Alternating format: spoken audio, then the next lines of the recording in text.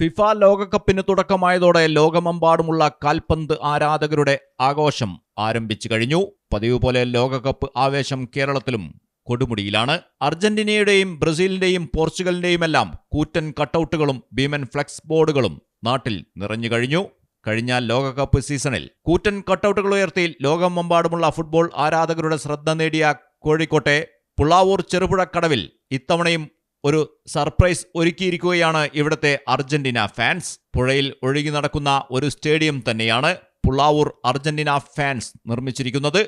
താരങ്ങളുടെ എല്ലാം കട്ടൌട്ടുകൾ ഗ്രൗണ്ടിൽ സ്ഥാപിച്ചുകൊണ്ടാണ് സ്റ്റേഡിയത്തിന്റെ മാതൃക മനോഹരമായി ഒരുക്കിയിരിക്കുന്നത്. ഗോൾ പോസ്റ്റുകളും ടിവിയുമടക്കം ഈ ഫ്ലോട്ടിംഗ് സ്റ്റേഡിയത്തിലുണ്ട്. ഇത്തവണ വെറും കട്ടൌട്ടായിരിക്കില്ല തങ്ങൾ ഒരുക്കുന്നതെന്നും ഒരു സർപ്രൈസ് കാത്തിരിക്കുന്നതായും അർജന്റീന ഫാൻസ് നേരത്തെ തന്നെ സോഷ്യൽ മീഡിയയിലൂടെ അറിയിച്ചിരുന്നു.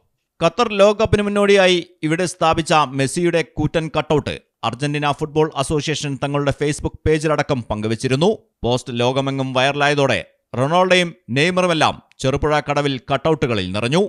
ഇത്തവണ നെയ്മറിന്റെ ഒരു കൂറ്റൻ കട്ടൌട്ടാണ് പുള്ളാവൂരിലെ ബ്രസീൽ ഫാൻസ് ഉയർത്തിയിരിക്കുന്നത്. മലയാളം ടെലിവിഷൻ, കോഴിക്കോട്.